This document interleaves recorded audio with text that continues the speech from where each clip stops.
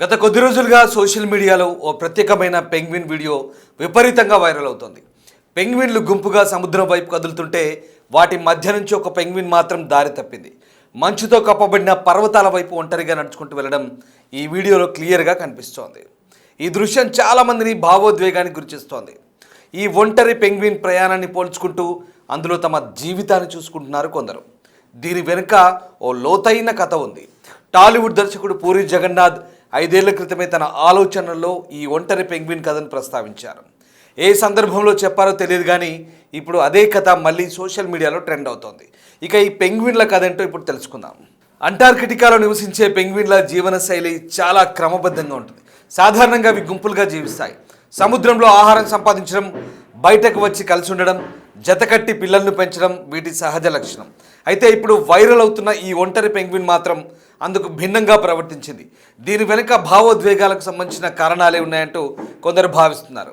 పూరి జగన్నాథ్ చెప్పిన వివరాల ప్రకారం మగ పెంగ్విన్ తన భాగస్వామిపై అత్యంత విశ్వాసంతో ఉంటుంది. ఒక్కసారి జత కుదిరితే జీవితాంతం అదే బంధాన్ని కొనసాగిస్తుంది. అలాంటి బంధం ఏ కారణం వల్లైనా తెగిపోతే ఆ వియోగాన్ని మగ పెంగ్విన్ తట్టుకోలేదని అంటారు.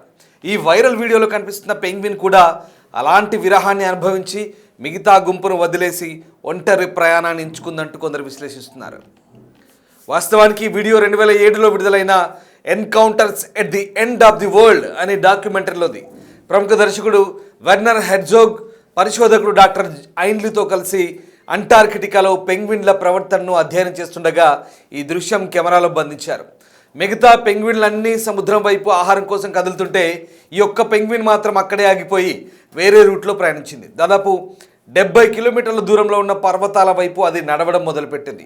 దారి తప్పిందేమోనని భావించి పరిశోధకులు దాన్ని మళ్ళీ గుంపులో కలిపినా అది మళ్ళీ ఒంటరిగా అదే దిశగా వెళ్ళింది. ఇక ఈ ప్రవర్తనకు అర్థమేంటనే దానిపై ఇప్పటికీ సోషల్ మీడియాలో చర్చ కొనసాగుతోంది.